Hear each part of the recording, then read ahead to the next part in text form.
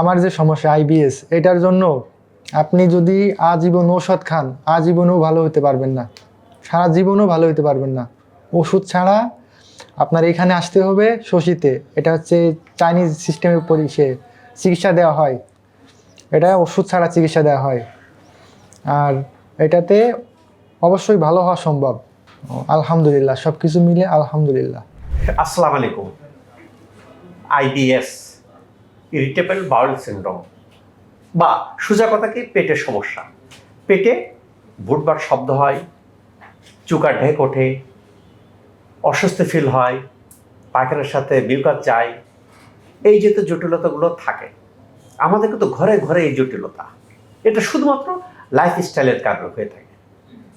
আমি কোথায় এর হাত থেকে পরিত্রাণ পাবো, নাকি সারা জীবন আমাকে ওষুধের উপর চলতে হবে? প্রিয় দর্শক, শশী হাসপাতালের স্কিন কেয়ার ইউনিটে বিশ্বের সবচেয়ে আধুনিক লেজার সহ অনেক রকম ডিভাইস আনা হয়েছে, যার ফলে মুখের যে কোনো দাগ, সেটা হাইপার পিগমেন্টেশন, ব্রন, একনি, হার্সুইটিজম, সব খুব কার্যকরীভাবে ভালো হয়ে যাচ্ছে শশী স্কিন কেয়ারে। কাজে মুখের যে কোনো দাগের সমস্যার জন্য যারা বিভিন্ন জায়গায় ট্রিটমেন্ট নিয়ে ভালো হচ্ছেন না, তাদের আস্থার স্থান শশী স্কিন কেয়ার। আপনার কি অসুবিধা? আপনি কোথায় থাকেন? মালয়েশিয়া? হ্যাঁ, মালয়েশিয়া থাকি। কি কি অসুবিধা ছিল? আমার অসুবিধা ছিল হচ্ছে পেটের ভিতরে বুটবাত করতো অল টাইম, ঠিক আছে। খাবার খাইলে মানে যে কোনো ধরনের খাবার খাইলেই আমার অসুবিধা হইতো। পেটের ভিতরে এরকমের শব্দ হইতো, তারপরে পেটের ভিতর তল থেকে এরকম গ্যাস উঠতো, তারপরে পায়খানার সাথে জেলি পড়তো, তারপরে দিনে 3-4 বার 5 বার এরকমের টয়লেটে যাওয়া লাগতো, মানে খাবার খাইলে পেটে দাঁড়াইতো না, এরকম অবস্থা ছিল। এখন মোটামুটি আল্লাহর রহমতে অনেক ভালো। এখানে কয়দিন ট্রিটমেন্ট নিছেন? এখানে 15 দিন ট্রিটমেন্ট নিছি। 15 দিন ট্রিটমেন্টের পরে এখন কি ঢেকুর ওঠে? এখন আর ঢেকুর ওঠে না। আগে ঢেকুর উঠতো? হ্যাঁ, আগে ঢেকুর উঠতো। এখন কি ওষুধ খাওয়া লাগে কিনা? আগে না, এখন। প্রিয় দর্শক, ট্রিটমেন্ট ভালো হওয়া কাকে বলে? ভালো হওয়া বলে কি যে আমি ওষুধও খাবো না, আমার এই সাইন সিমটমগুলো থাকবে না। ফার্স্ট আসলে যে আপনি এখানে ট্রিটমেন্ট নেওয়ার পরে ওষুধ খাওয়া লাগে না। হ্যাঁ। আচ্ছা, দ্বিতীয় নম্বর, ঢেকুর ওঠে কিনা? না, ঢেকুর ওঠে না। পেটে বুটবার শব্দ? না। আলহামদুলিল্লাহ।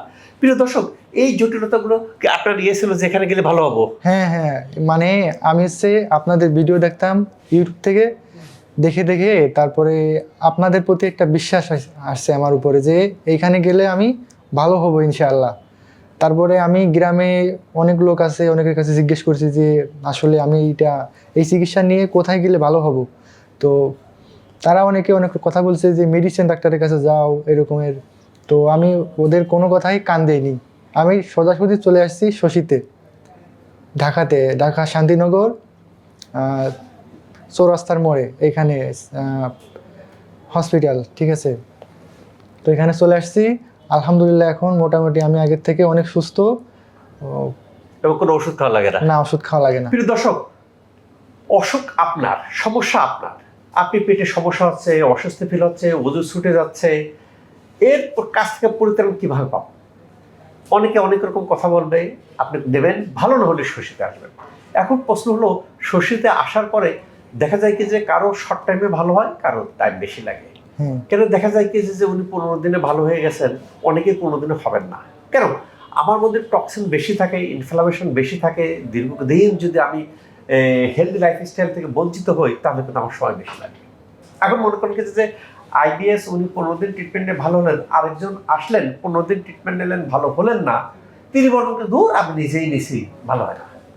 আপনার মধ্যে আনহেলদি লাইফস্টাইল করার কারণে আপনার মধ্যে টক্সিসিটিটা বেশি, আপনার টাইম ডিউরেশন বেশি লাগবে।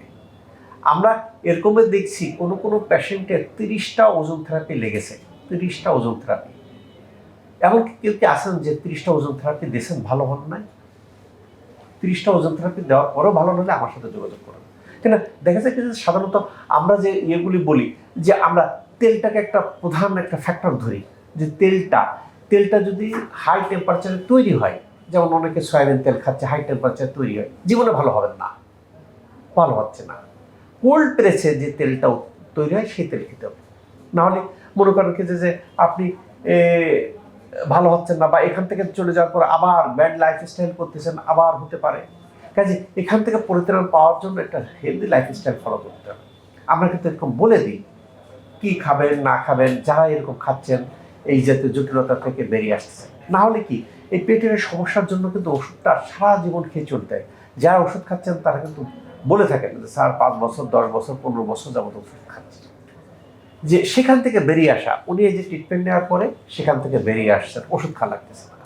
আমার যে সমস্যাগুলো ছিল, পেটে বুলবার শব্দ হওয়া, মিউকাস যাওয়া, ঢেক ওঠা, ভালো হয়ে গেছে, নাই। একে বলে ভালো হওয়া। কারণ শশী হাসপাতালে কি হয়, রোগীরা ভালো পায় এবং এখানে প্রত্যেকটাকে ন্যাচারাল পদ্ধতিতে। যেমন ওনাকে আপনাকে কি এখানে কোনো ওষুধ দেওয়া হয়েছে? না, কোনো কোনো ওষুধ ওষুধ না, লিক। হ্যাঁ হ্যাঁ লিক এক জাতীয় শাক, কোরিয়ান শাক। এটা আবার একটা অর্গানিক পদ্ধতিতে চাষবাস করা হয়। সেই লিক শাক দেওয়া হয়, কেউ কাঁচা, কেউ তার গুঁড়া, ন্যাচারাল পদ্ধতিতে। এবং এখান থেকে যারা ভালো হয়ে যাচ্ছেন তারা লিকের পাউডারটা নিয়ে যাবেন, গুঁড়াটা নিয়ে যাবেন। এটা তো শাক রে ভাই, এটা তো ওষুধ না। যখন আপনি মনে করেন যে কোনো কোনো পরিবেশের ক্ষেত্রে আপনি খাঁটি সরষের তেল পাচ্ছেন না, ঘানি ভাঙার তেল পাচ্ছেন না, অন্যটা খাতে হচ্ছে, সঙ্গে একটু লিকটা খাই ফেললেন। আপনি একটু আনহেলদি লাইফস্টাইল করতেছেন, লিকটা খাই ফেললেন, লিকটা যেন সাথী হয়ে থাকে। যারা এইভাবে ফলো করতেছেন তাদের মধ্যে পেটের সমস্যা কোনো সমস্যা না, আইবিএস এর সব ভালো হয়। ওষুধে ভালো হয় না বিধায় আমাদের মাথার মধ্যে আছে যে ভালো হয় না। বাট যারা এরকম টাইমে কোর্স কমপ্লিট করতেছেন সবাই ভালো হয়ে যাচ্ছে। আল্লাহ তাআলা আমাদের সবাইকে ভালো রাখুক, এই প্রত্যাশায় আমি ডাক্তার শহীদুল ইসলাম।